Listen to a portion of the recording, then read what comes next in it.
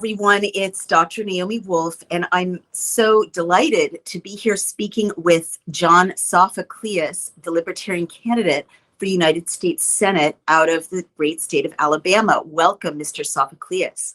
Thank you for having me on, Dr. Wolf. I'm honored. Well, it's a pleasure. So let's get right into it.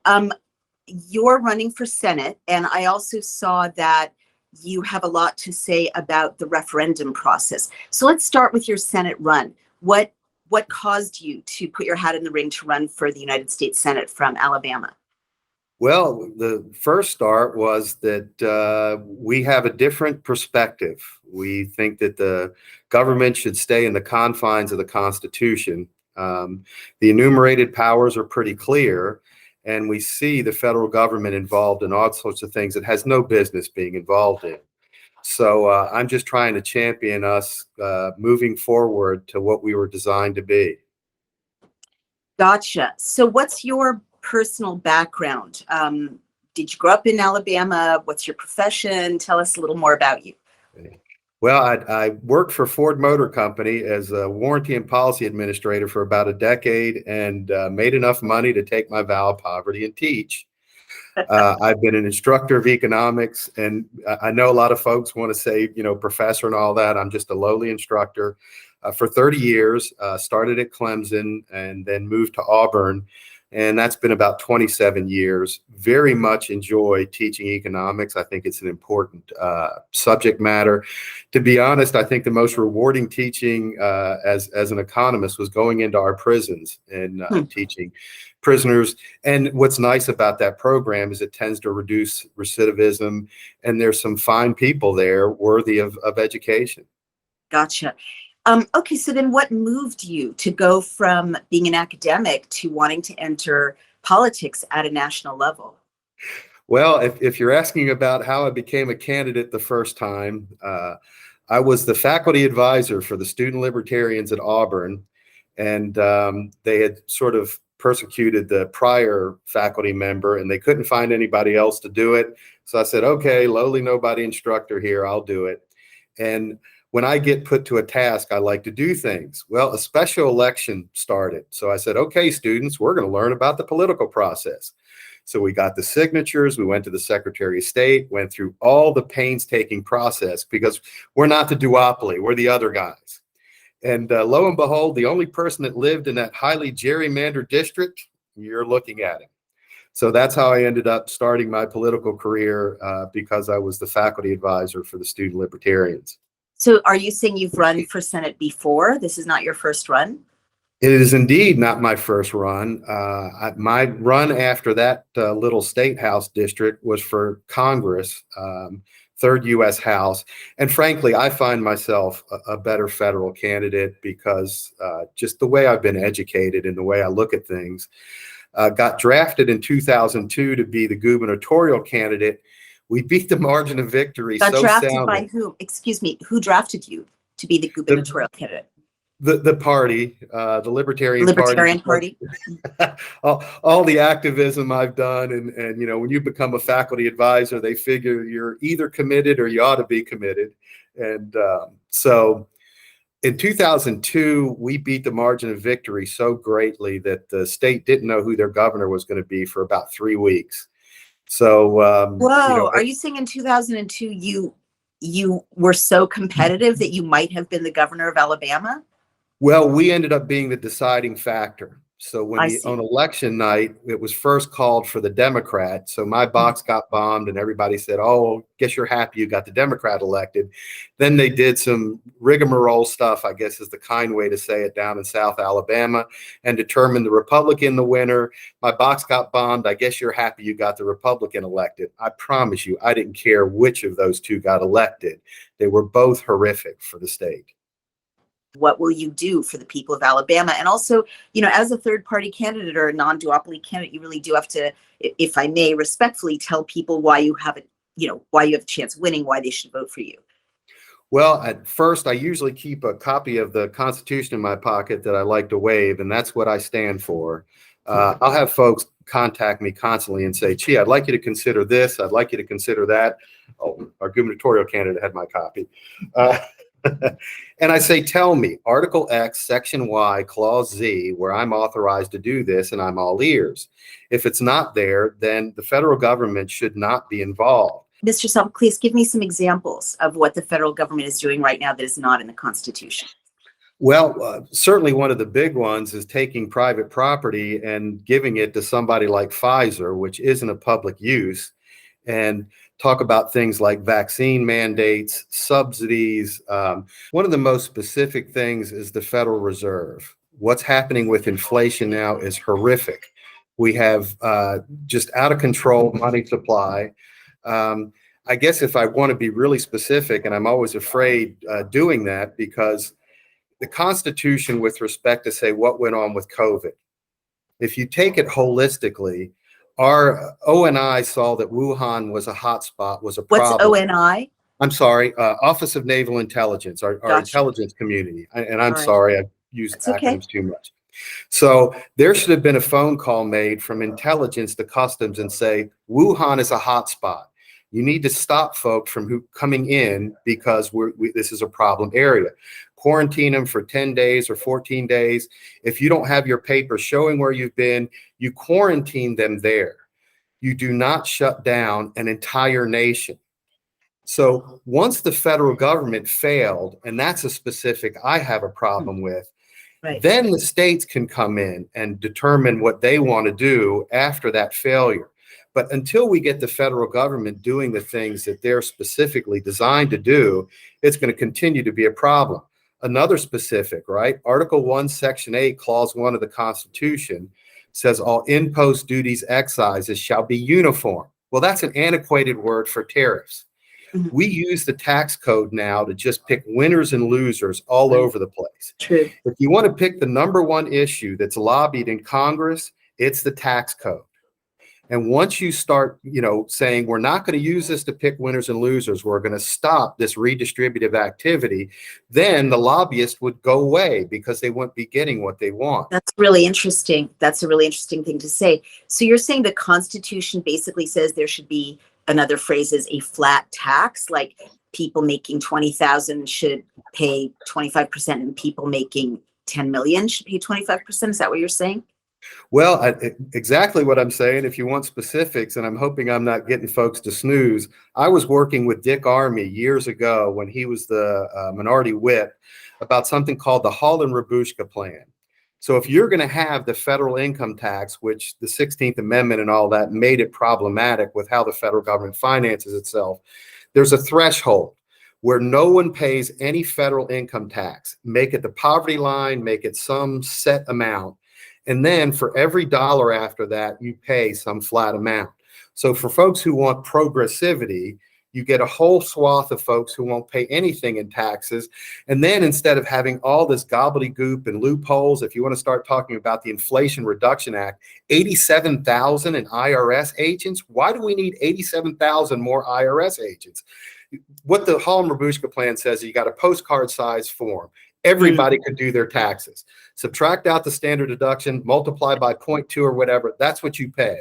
Doesn't require a lot of auditing or any other games. Interesting. So are you saying that that's more in alignment with what the Constitution provides for in that section of the Constitution? Certainly. And if you're going to have the 16th Amendment and finance yourself through a direct tax. Okay, so again, what's the 16th Amendment for all of us who don't recall?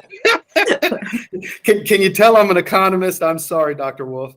The 16th Amendment is what gave us the federal income tax. My students seem to think that our nation always had a federal income tax, and that's wrong. So theoretically, we could repeal the 16th Amendment. The Constitution has provisions to repeal amendments. Is that not correct? That is correct. And we've observed it, Dr. Wolf. When we had the war on alcohol at the federal level, we actually filed the Constitution, I want to say the 18th Amendment.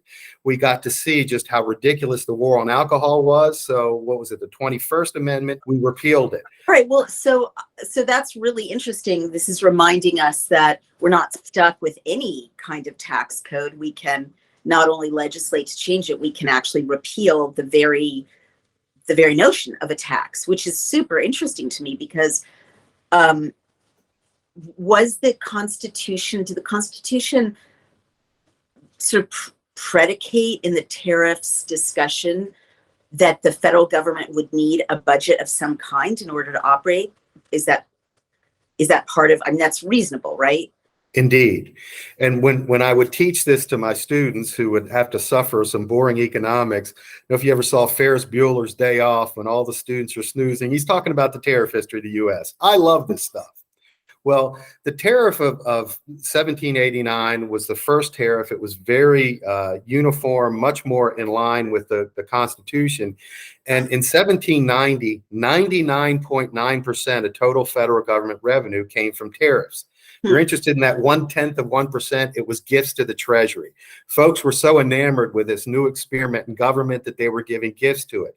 So next time Bill Gates or Warren Buffett says they don't pay enough in taxes, send a gift to the Treasury. Right. Wow, Problem that's really solved. interesting. Yeah. Wow. That's so interesting. You're absolutely right. Well, let's move on to, why do you think you can serve the people of Alabama better than the existing senators? And who are the existing senators, and why do we need to get rid of them? Who would you unseat? Whom would you unseat if you were to be victorious? Well, currently it's an open seat. So none of the three candidates have been elected to office ever before. I say this with humility, I'm the best candidate in that I've actually read, understand the Constitution, and economics plays a huge role in it. So who is stepping down is Richard Shelby, longtime senator on powerful committees, banking, et cetera, et cetera. He's been one of the biggest brokers of wealth transfers on Capitol Hill. And when you're there that long, you sit on powerful committees to do that. The front runner in this race is a lobbyist. So we're about to elect a lobbyist, Katie Britt. So Katie Britt is a lobbyist for what industry, please? Well, the group that she heads is called the BCA, the Business Council of Alabama, and they're one of the biggest brokers of wealth transfers in the state. And being plugged into a powerful senator like Shelby, she used to be chief of staff for Shelby. Oh, wow. And that's how the dots are connecting. And they're both Republicans, is that correct? Shelby is a Republican. Katie Britt is a Republican. The other candidate in the race, Dr. Reverend Will Boyd, is a Democrat. Gotcha. And from what I can gather from him, he's saying that he wants to be like Shelby. So so when is your actual election day for this open seat? It's the general election, November 8th. Gotcha.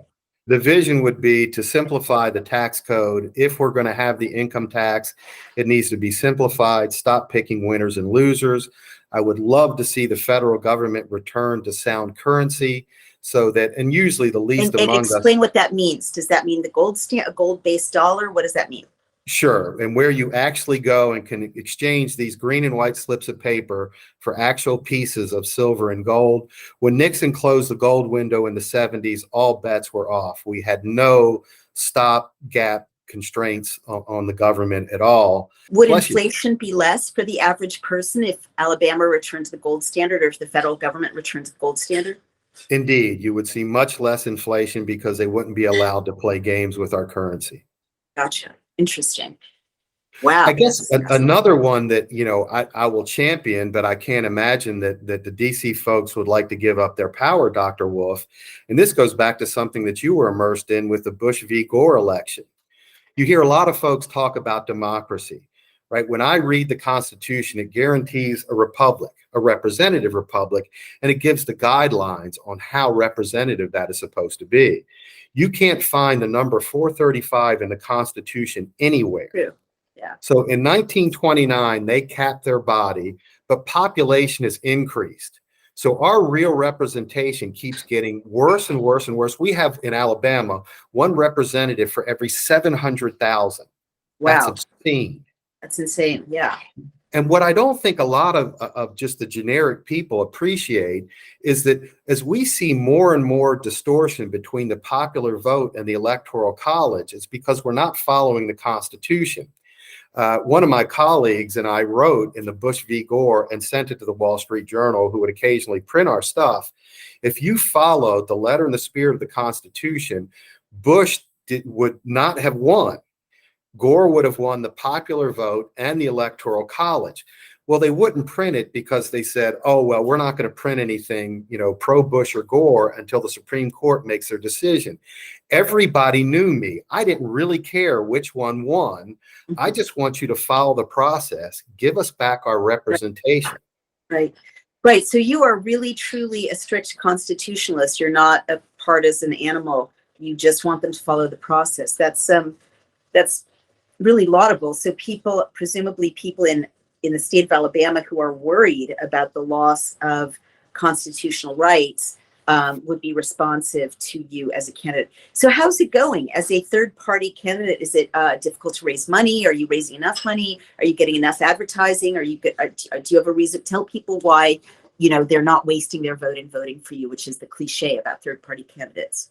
Absolutely a cliche. The problem, obviously, is you don't get a lot of coverage. So thank you once again for even, admitting that we're out there. It's not a wasted vote, as we proved in 2002. Right. We beat the margin of victory. If they had listened to what we had to say, one or the other candidate would have been able to carry the day. So I guess there's degrees of victory. I think everybody looks at outright win as a victory. Beating the margin of victory gets them to realize, oh, I should have listened to this group of people. Here in Alabama, we have one of the worst ballot access laws in the nation. To retain ballot access status, we have to have 20% of the vote. So ballot retention means once you get on the ballot, you have to have certain things take place for you to get on the ballot again. Gotcha. So are you saying it to get on the ballot in the primary, you have to have certain things take place to be on the ballot in the general election? We're just talking about the general election. Great question. Thank you. Right, the parties can do whatever they want to determine their candidates. They can have a smoke-filled room. They can have a primary. They can pin the tail on the donkey or the elephant. Right, doesn't matter. But the November general election, if you do not receive enough votes, and in Alabama, the threshold is 20. You mean if you as a third party candidate don't receive enough votes? So this is gamed against third party candidates, this whole process. Absolutely. Couldn't have said it any better. It is gamed against. The next closest state, last I checked, was Kentucky, where you had to have 10% to be able to retain ballot access.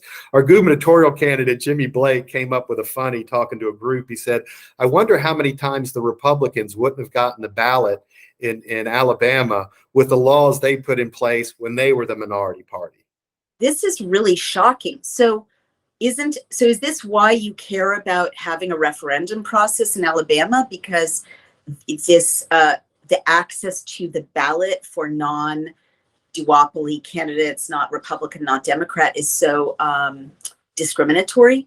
With a referendum process, anyone can get on the ballot, right? And any issue can get on the ballot. Any issue, right? An initiative and referendum is powerful. Asking the folks who are rigging the system to fix it is difficult. We've been going to legislators forever to try and get it reduced. And I mean, I hate to admit this as the gubernatorial candidate who did this. Once we beat the margin of victory, we scared them so badly. That's what gave us this horrific result that we observed. There has been no other party on the ballot these last 20 years because they made our political environment so uncompetitive. That's really shocking. Well, what about a lawsuit? I mean, this sounds really discriminatory. It sounds as if Republicans and Democrats in the state of Alabama have more rights than third-party candidates. Well, and that's exactly right. When we put the lawsuits up, it's going to federal courts where there's Democrats and Republicans. For instance, in 2002, we had party status. We wanted to be on the debates, Alabama Public Television. We had a federal judge, Myron Thompson, who said it's okay to discriminate against the third party, even though you're getting government money. Wow. All right. So basically in Alabama, the system is rigged and you need a wholesale reconstruction, breaking down and cleaning up of your whole electoral process to allow anyone to run for office and not have to please the gatekeepers on the Republican or Democratic side. Is that correct? Said. Well said. Let's leave that for for another set of action steps, because it sounds like that's a pretty complicated thing to fix. But Alabamans definitely have to fix it, or there's just going to be a lot. I mean, a lock. I mean, between Republicans and Democrats, nothing is going to change in Alabama if third party candidates, anyone, can't run for office. Now let's go to, is there a chance you could win? Well, of course, there's a chance I could win, but I mean, when you're up against someone who's spending millions upon millions and it's basically Senator Shelby's money because the Business Council of Alabama wants to stay in power and keep those wealth transfers intact. If you can't get your message out, I mean, and really all that's happened, when Shelby was first elected, he was a big government Democrat.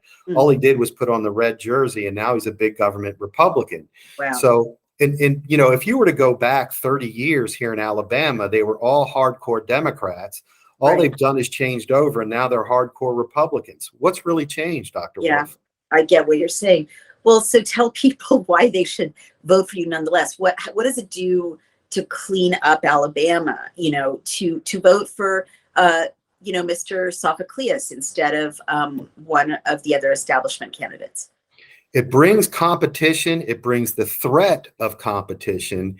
And if we get enough votes, they're going to have to start saying, wait a minute, if we don't pay attention to those who want competition, that want freedom, that want big business out of politics, then they're going to feel very comfortable because folks keep wasting their votes on Democrats and Republicans. Well, so now you're saying something important, but I'm not yet hearing how you're going to use it. So it sounds like you could be kind of a kingmaker in a close election, right? So how would you say there's another close election? How would the Libertarian Party push Republicans or Democrats to include more of your, beliefs, more of your planks of your platform? I don't quite get the process. Well, with respect to the process, you've got our gubernatorial candidate, Dr. Jimmy Blake. He's out there talking about getting rid of vaccine mandates and basically giving you freedom of choice with respect to a lot of these issues. Let's say he beats the margin of victory. Right. Whoever the loser is going to say, gee, I wish I'd listened to Dr. Blake speaking about this. I see what you're saying. Viewers who are in Alabama want an alternative, and they want to go somewhere, and they want to create a community that can fight against mandates, for instance, or for the Constitution. Where can they go? What can they do? How do they join you? How are you going to turn them into a force for change in the state of Alabama? Right. As a leader. If you go to my website, softforsenate.com, it shows how to join the Libertarian Party, how to donate. And yes, we'd love to have more activists that want to champion those freedoms. And the biggest thing is the more votes that we receive, the bigger threat we become to where they actually have to listen to us. As long as folks keep wasting their votes on Democrats and Republicans, nothing's going to change. Okay, I got what you're saying. Okay. And that's part of the process, right? And not just signs, social media.